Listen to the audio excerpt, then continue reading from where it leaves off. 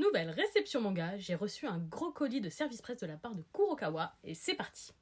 On commence avec l'artbook Strass et paillettes d'Oshinoko, un de mes mangas préférés. Super contente de pouvoir découvrir ce joli artbook avec de très belles illustrations, surtout que je suis très fan du style graphique. Toujours Oshinoko est pas mal en retard, j'ai reçu le calendrier de 2024-2025, donc l'agenda scolaire comme ça. Moi, je n'en ai plus l'utilité, mais il viendra gentiment décorer mes étagères. Que j'attendais avec une énorme impatience, j'ai reçu le 12e volume d'Oshinoko, enfin la suite. J'ai un énorme coup de cœur pour ce titre et pour son animé, c'est largement un de mes mangas préférés et j'avais hâte de lire la suite. On continue avec les tomes 7 et 8 de la Perfect Edition de Soul Eater. J'adore la couverture avec Crona.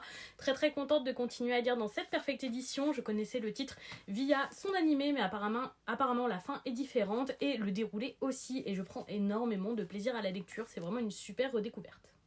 On continue avec le 6e volume de Partner 2.0, un titre pour public averti parce qu'il y a des scènes de sexe dedans.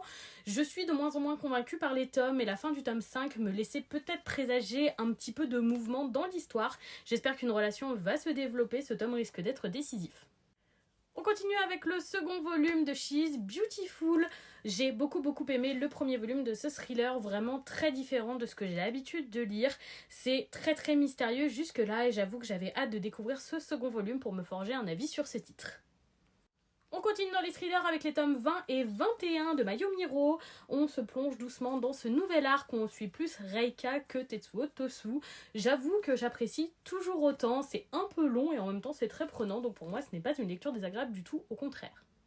On termine chez Kurokawa avec les tomes 3 et 4 du titre Le Goût des fraises, ce qui me permet de terminer cette petite romance. Ça a été un gros coup de cœur romance de cette année et j'ai vraiment hâte de lire la suite et fin. On passe chez Kotun avec le premier volume de Reborn Reach, un nouveau webtoon de réincarnation. J'espère surtout beaucoup d'originalité pour celui-ci parce qu'on a eu beaucoup ces derniers temps, mais franchement ça a l'air sympathique. Et j'ai reçu comme ça 4 dessous de verre avec différents personnages dessus, ça fait vraiment un très joli goodies. On termine chez Keyworld avec le premier volume de The Ghostwriting Hero, un nouveau webtoon adapté au format papier qui sera un titre de fantasy et d'action avec un anti-héros en personnage principal. Écoutez, c'est à découvrir. Il était accompagné comme ça d'un petit calendrier 2025 avec les personnages principaux dessus. Une petite présentation comme ça, un petit peu format journal, donc on en a 2 juste là. Et ici, plus format poster, vraiment dans le type de papier.